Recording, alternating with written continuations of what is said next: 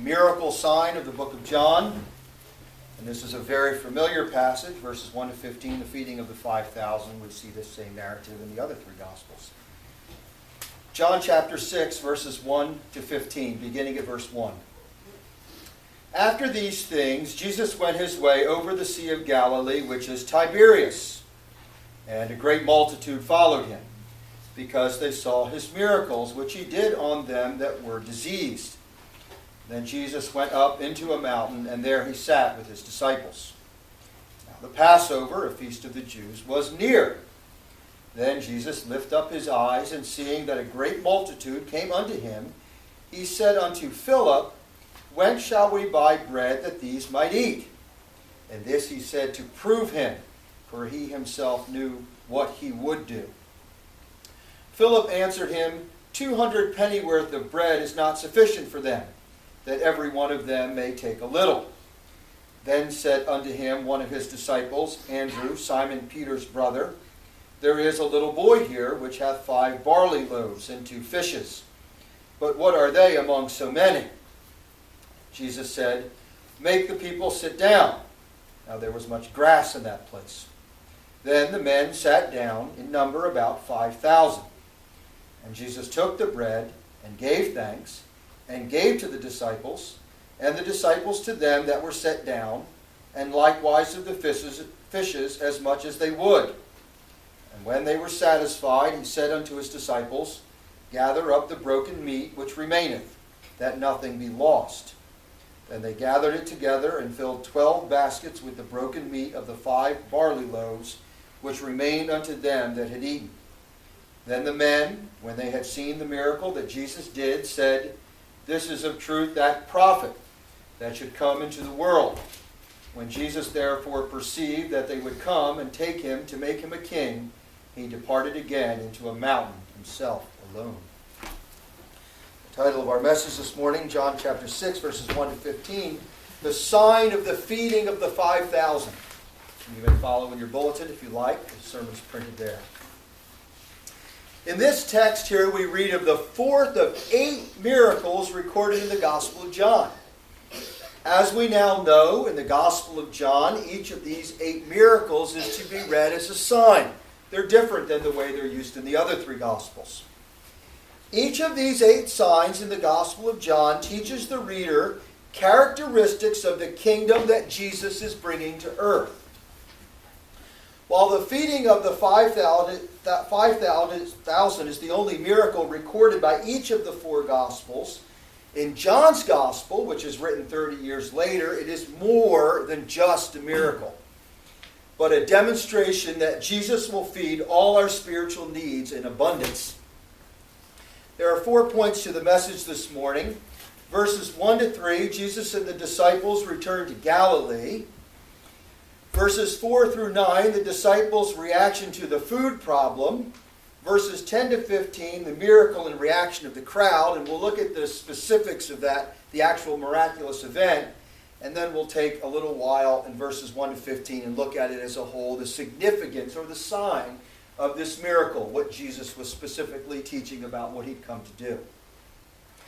And now our context. As in each of John's signs, an actual miracle takes place. However, we are invited to read a deeper meaning in the book of John than appears on the surface of the miracle. In this particular miracle, we are to view Jesus as the bread of life, who freely gives of bread to feed his church. We will also notice that he feeds his church through his disciples, and that when Jesus has given freely of himself, it is more than enough to satisfy the spiritual hunger of his elect. First, we'll look at the actual event, as I mentioned, and then have an explanation of the spiritual meaning of the sign of the feeding of the 5,000. First, now the event. Verses 1 to 3, Jesus and the disciples returned to Galilee. Verse 1. After these things, Jesus went his way over the Sea of Galilee, which is Tiberias. An entire year has now passed between the events of chapter 5 that we looked at last week, in which Jesus argued with the authorities that he was the Son of God through his miracle, and the feeding now of the 5,000. It is now the intention of Jesus to attend the Passover, that's in Jerusalem. In order to travel to Jerusalem from Galilee, he must cross the Sea of Galilee.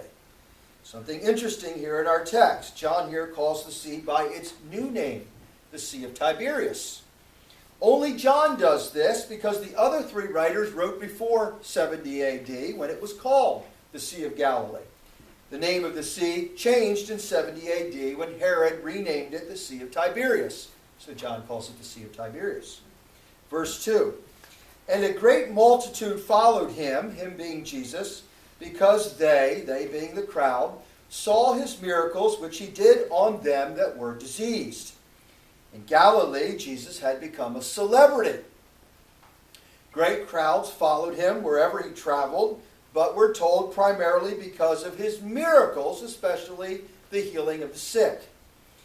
Jesus regularly healed the diseased as a sign to show that he was capable of the greater miracle of healing the diseased soul.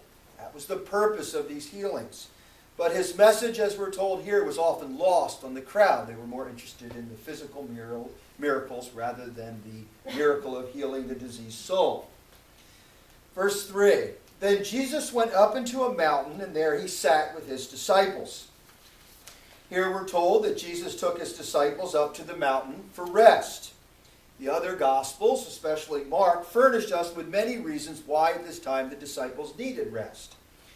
First, the disciples had just returned from their first mission trips, and Jesus was anxious to rejoice in their reports and to give them correction and, where needed, instruction.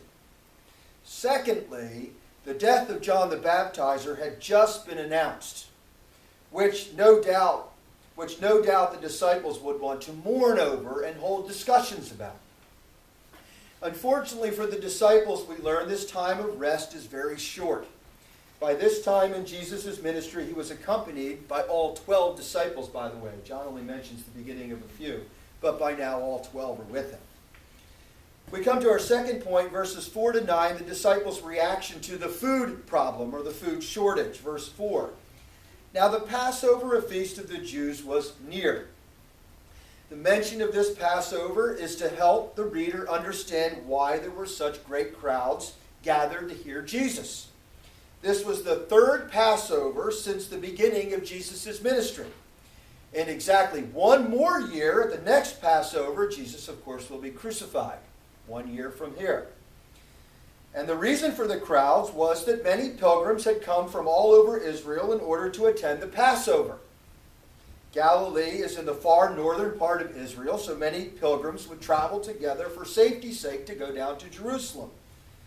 Because the trip from Tiberias to Jerusalem is about 110 miles. So that explains why there were these crowds going. They were moving down to Passover. Verse 5. Then Jesus lifted up his eyes, and seeing what a great multitude came unto him, he said unto Philip, specifically Philip, When shall we buy bread that these might eat? Jesus had separated himself and the disciples from the crowd when they traveled by boat across the Tiberian Sea. They, that is the disciples and Jesus, expected rest on the other side, but when they were coming to the shore, they saw a great crowd which had walked along the coast, was already there and was waiting for them.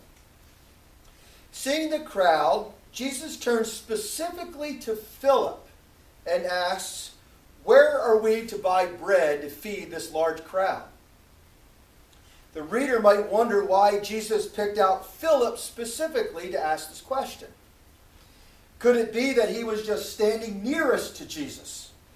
Well, that's not very likely because Jesus usually spoke to all his disciples and rarely pointed one of them out unless he wanted to speak to one of them specifically. Or is it because Philip had the charge of the funds and that's why he asked him, how are we going to feed all these people? This we also must dismiss because we know that it was actually Judas who carried the money purse for the disciples and spent the money as was needed. That wasn't Philip's job. Others have argued that Philip was singled out because they were in the town of Bethsaida, the hometown of Philip, and he might know where bread could be bought. But there's a problem with that, and that is that there are two Bethsaidas, and Philip was from a different Bethsaida, not this Bethsaida. Verse 6 gives us the answer. And this he, that is Jesus, said to prove him being Philip, for he himself knew what he would do. Here in verse 6 we have the answer to our question. Jesus asked Philip to prove him, test him. In other words, Philip had an obvious flaw, a flaw that Jesus sought to correct by asking him this specific question. The answer to the question would also serve as a lesson to correct his flaw. The question was a test designed to strengthen the faith of Philip, which at this point was a little lacking. We might note a couple of instances of Philip that may demonstrate his flaw. It seems that Philip was slow in trusting Christ. With the exception of Judas and possibly Thomas, he continually failed to understand Jesus' teaching, and like Thomas, was a bit of a skeptic. This is proved by two instances. Philip was likely the disciple who was reluctant to follow Jesus and asked if he could first go and bury his dead father, to which Jesus had responded, "Let the dead bury the dead, follow thou me." It is also Philip in John chapter 14, verses 8 and 9, who says this, "Lord, show us thy Father, and it sufficeth us." To which Jesus responded, "Have I been so long time with you, and yet hast thou not known me, Philip? He that has seen me has seen the Father. How sayest thou, show us thy Father?" So we see Philip was a bit of a skeptic. Verse 7, Philip answered him, 200 pennyworth of bread is not sufficient for them, that every one of them may take a little. Right on cue, Philip responds in typical Philip fashion. The skeptic Philip blurts out that there is only 200 pennyworth of money with which to buy bread, therefore it is impossible to feed the crowd. This is a guy who watched Jesus, turn water into wine. Having witnessed so many of Jesus' miracles, Philip still refuses to admit to himself that Jesus could miraculously intervene here. Jesus, of course, wants to bring out the hopelessness of buying bread for the whole crowd before he performs this miracle. Verses 8 and 9.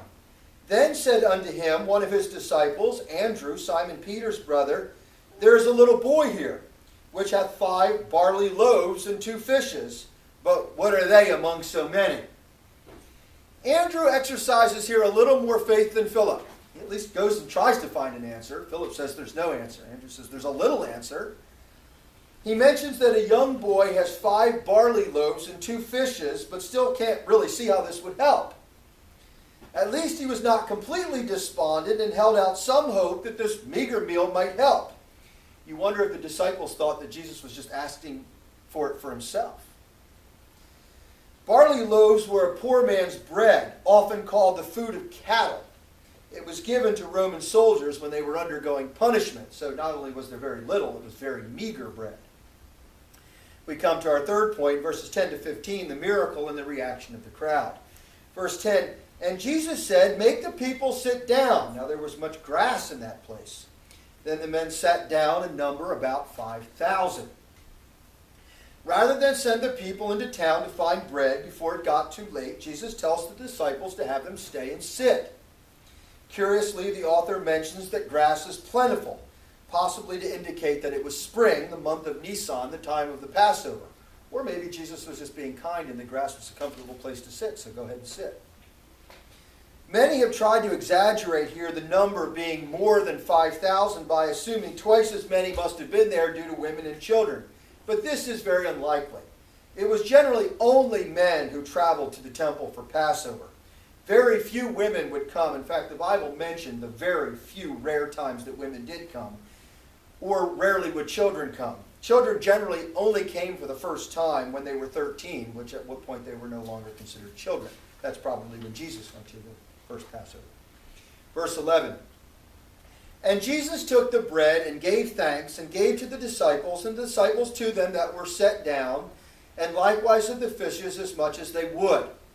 According to Matthew, Jesus orders the bread and fishes brought to him, which means that they were bought from this child. Not taken from the child, bought from the child. Jesus received the bread that the young boy had brought, and he offered a prayer of thanks. The well-known formula for prayer among Jewish households before a meal was this prayer: Blessed art thou, Jehovah our God, King of the world, who causes to come forth bread from the earth. The fact that no other prayer was recorded means he probably gave that traditional prayer. The reader cannot help but notice the language at the beginning of this verse is very similar to the language used in the sacrament of the Lord's Supper. We'll come to that in a bit. Verse 12. And when they were satisfied, he said unto his disciples, Gather up the broken meat which remaineth, that nothing be lost. We are told here that all 5,000 men and anyone else who was present ate until they were full, and neither wanted nor needed more. To prove that the crowd was full, Jesus tells the disciples to gather up all that was left over. Nothing was to be wasted, for all that the Lord gives we are to be grateful for and see as a work of God's grace. Even the leftover is by design and teaches us to discover how we might use our surplus to help others in need. More importantly, the leftover loaves and fishes taught the disciples an important lesson. More was gathered than had existed at the very beginning. The principle is that with Jesus, a little faith can be exchanged for a surplus of grace. A little faith can be exchanged for a surplus of grace. A hopeless scarcity has been exchanged for overflowing abundance, and we'll see the spiritual implications of that in a bit. While the first sign at Cana, turning water into wine, had been a sign of God turning the ordinary person into an extraordinary believer, or we might say it was a sign of quality, this miracle showed that with a little faith we may receive extraordinary benefits of grace, or we might say a sign of quantity. He's going to make us special, and he's going to give us abundance of that specialness. That's what those two miracles work together for. Verse 13. Then they, that is the disciples, gathered it, that is the bread, together, and filled 12 baskets with the broken meat of the 5 barley loaves, which remained unto them that had eaten. There is a significance to the 12 baskets that are gathered. The obvious number corresponds to each disciple having their own basket. The disciples, in serving, learned another lesson. They had practiced self-denial. You notice they didn't eat first? A vital quality of a leader, especially when they're going to be the first 12 leaders of the New Testament church. They had arranged that they would serve first and eat least or last, if there was anything left. Jesus wants the disciples to know that this self-denial would be met with God's approval. In other words, the more you do a good job, the more grace God will give you, the more benefits. They gathered 12 baskets for themselves. Verse 14. Then the men, when they had seen the miracle that Jesus did, said, This is of a truth the prophet that should come into the world. The Jews here immediately begin to think of Jesus as more as a prophet than as just a teacher or a rabbi, as they thought of him before. The word prophet is probably used by the crowd because it reminds them of how Moses provided the people with bread or manna from heaven. And yet the crowd even goes further here, we notice, recognizing that Jesus was that prophet who was promised by Moses in the Scriptures, or we might even use the term Messiah, the Christ. Verse 15. When Jesus therefore perceived that they would come and take him to make him a king, he departed again to a mountain himself alone. Once again, we have an example of the Jews' failure to understand that Jesus would first come to promote his spiritual kingdom, which would result in salvation being offered to all mankind, and the death of Christ, which would serve as a payment for elect mankind. There were two comings. Remember, the Jews kept trying to combine both comings into the first coming. But it was in the second coming that Jesus would come as a conquering king to subdue the nations and to judge the world. The people wanted the Messiah of the second coming. That's where they messed up, not the first. Jesus recognizes this fact and he instantly withdraws himself, we're told. Jesus, of course, is forced to withdraw himself because the Jews, overly eager for a king, wanting desperately to loose the shackles of Rome, would have likely forced him to be their king. That's the meaning of the words here in the text. Possibly even kidnapping him and taking him to Rome. But Jesus was a whole year away from when he would come to Jerusalem and declare himself the King of Kings, and therefore he withdraws. Now that is the outward miracle. Now let's take a look at the spiritual implications of this miracle, or as John would call it, the sign of this miracle, the significance of this miracle. As you know, miracles in the book of John only have significance if the crowd observe the spiritual lesson that stands behind the miracle. While the feeding of the 5,000 men was certainly a physical miracle, we as the reader, like the crowd, are required to look beyond the outward miracle and explore the depths of its inward spiritual lesson. Like the first miracle, water into wine, God shows the benefits offered by his kingdom. In the first miracle, God offers conversion, water to wine. Here in this fourth miracle, he offers this grace in abundance. It's the same grace, first given, now given in abundance. That's the meaning of the feeding of the 5,000.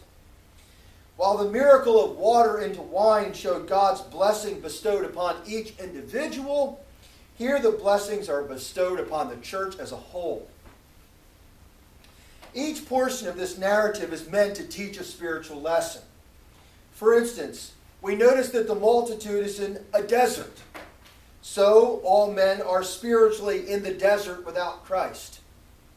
As the crowd was hungry and thirsty, the soul is hungry and thirsty for meaning. The soul finds itself in a land of hunger and famine, just like the Jews found themselves in a religious system severely lacking in soul satisfaction. The crowd is not only in a state of hunger physically, they're in a state of helplessness spiritually. When Jesus asked the question of Philip and the disciples, what is to be done about the hunger of the crowd, he wants them to know that they can do nothing to feed the crowd. The leader and future leaders of churches had better not hope to help their congregation by their own means. They're going to need to lead their congregation not to themselves, but to the grace offered by Christ. The soul can receive help only by grace offered by faith alone. Yet the disciples, apostles, and the future ministers of the world, to whom the disciples represent, are still necessary. Although the gospel message is not their own, just as in the handing out of the bread, they are instruments in the spreading of the gospel, just as the disciples were instrument in the spreading of the bread. The gift is Christ, but we notice in this, it will be the ministers who are called on to distribute the gift. It is a special honor to distribute the gospel, or in this case, bread, and is meant to teach the remarkable trust that Christ is committed to Christ, by Christ to his ministers.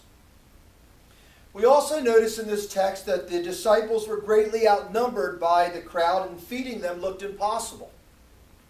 Likewise, Reformed gospel ministers and Reformed churches are greatly outnumbered by the world. Yet in Christ, the resources for converting the elect are available. Jesus will lose none that the Father hath given him then, even though there's very few of us to give the gospel. Jesus, we're told, by this miracle will enable the church to do the impossible and will bless the faithful church with what seems like the impossible distribution of the gospel. Finally, we read here of the reaction of the crowd. Although the crowd came hungry and without bread, they left completely satisfied with 12 baskets left over. Or, we might say, spiritually, as the soul comes hungry and destitute, when Christ is distributed, the soul finds complete satisfaction and even an overflowing abundance of blessings from Christ. The physical bodies of the crowd hungered again the next day. But the soul-satisfying gospel is superior because it is enduring, and the soul will never hunger.